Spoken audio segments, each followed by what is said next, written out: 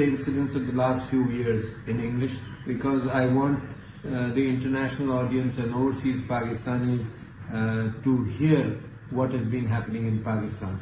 I was elected in 2018 as the 13th President of Pakistan overwhelmingly by the Senate and the Parliament, and since then until Mr. Imran Khan was elected as Prime Minister, and in 2022 there was a regime change instigated by some people of the armed forces in Pakistan and by some international movements which happened and which resulted in the dismantling of democracy and ouster of Mr. Imran Khan. Mr. Imran Khan then resigned from the assemblies. According to the laws of Pakistan, elections should have been held then, as soon as the Prime Minister resigned, and then the elections were not held, then all the members of the PTI resigned to enforce elections, but the laws were changed. Elections should have been held in 90 days in Pakistan, but it was forced that no election should happen. During the time Mr. Imran Khan was ousted, the people of Pakistan started protests for the restoration of democracy. And in those protests, on 9th May 2023, there was a false flag operation in which the protesters were shown to have attacked one house, which was the Corps Commander's house in Lahore, which was called the Jinnah House. And it turned out, with all the evidence around, the evidence has been suppressed, the cameras, the footages have not been made public, but it was found that instigators from the government were there burning those places which were blamed on Mr. Imran Khan and the party. Also, at the same time, the only party which is not allowed to have public gatherings, peaceful public gatherings which are called Jalsas, was Pakistan Tehreek-e-Insaf. All the people in the government who had been taken away from PTI, for example, or brought over, all those parties were allowed to do public meetings, but Pakistan Tehreek-e-Insaf and Mr. Imran Khan was not allowed to do public meetings. Despite being incarcerated, despite being in jail, he did not want elections to be detailed, and he kept on insisting that the election should be held on time. The government, along with the judiciary and the establishment, took away the symbol of the party, which was the bat. Bat as a symbol, because people in Pakistan are illiterate. Rather than read names, etc. of the parties or people, they will vote for the symbol. The symbol was the bat. The bat was also taken away, but by word of mouth, the elections were held, and the people were given all kinds of symbols of the party to confuse. But despite that, I think the results came out, and according to Form 45, which was a tabulation, Pakistan Tehreek-e-Insaf won overwhelmingly, more than 2/3 of the members elected to the assembly. But the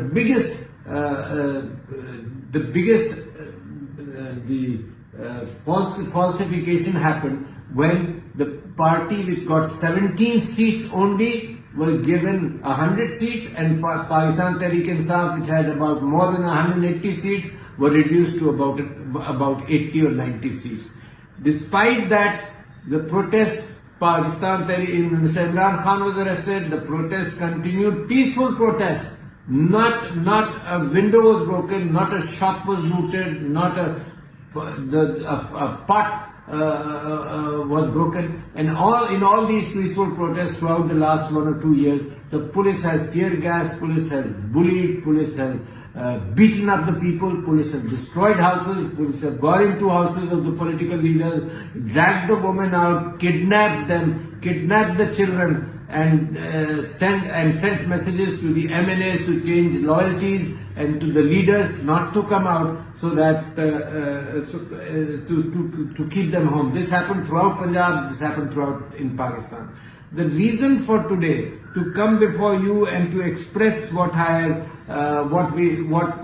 Tehreek-e-Insaf has been doing, and the recent protests in which killings have taken place, this has shocked the country tremendously.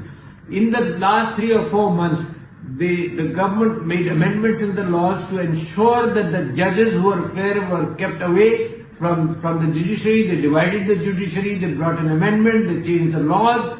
They changed laws regarding assembly of peaceful citizens. The constitution has always said that political parties have a right to assemble freely, and the entire social media is banned. The legacy media has been bought over. People are kidnapped. People are kidnapped and coerced into saying things which are untrue. So therefore, very few people look at the legacy media now.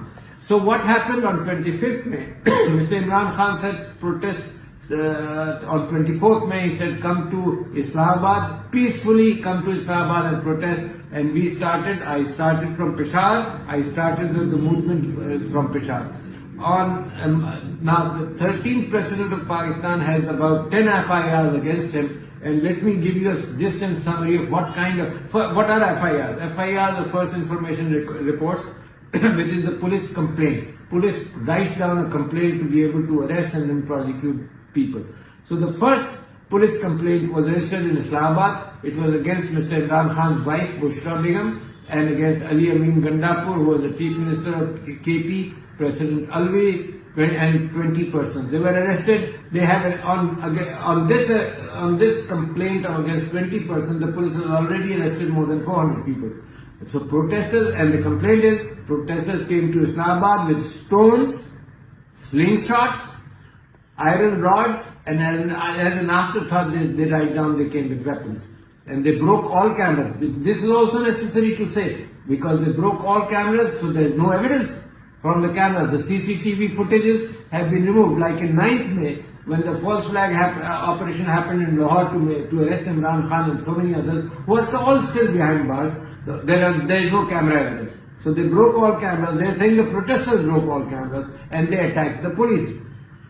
In the second report, complaint against me, which is Kosar Islamabad police station, the same people, Bushra Bibi, Ali Amin Gandapur, myself, in this Salman Akram Raja and 66 other persons, including the Chief Minister of Gilgit-Baltistan, the retired Chief Minister, and this complaint is that the foreign delegation was coming to Islamabad and the protesters used knives, the addition of adding to stones, etc. They used knives and they used empty gas shells. Now, empty gas shells are the tear gas shells which the police fires, and of course the protesters, when they're being fired upon or they're being hit by rubber bullets or they're being fired upon with real bullets, they hit back with whatever they have, and they throw back gas shells, empty gas shells. The third FIR was in Taxila. Imagine, myself, I was present in all these areas. I was present in Taxila, which is a city about 120 miles outside of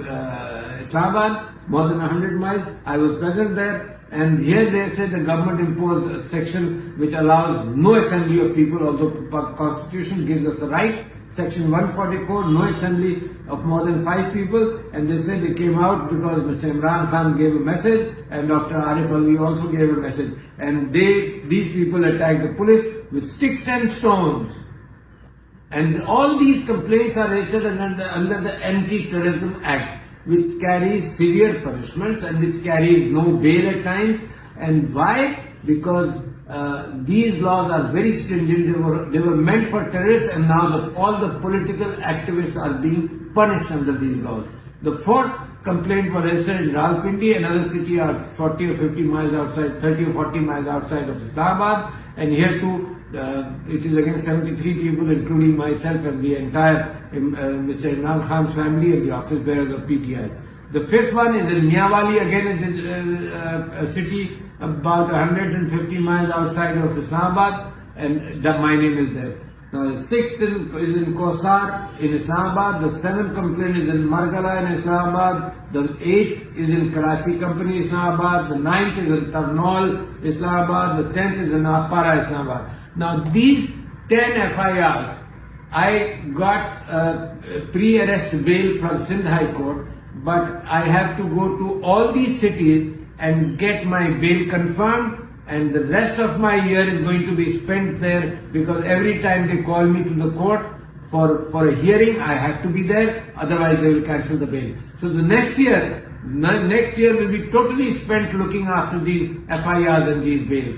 Imagine the fact that they closed down my clinic And an honest president of Pakistan, when he left the presidency, he decided to work in his own clinic, and they shut down the clinic on the flimsy excuses. They have never shut down clinics. There is no law to shut it down like this.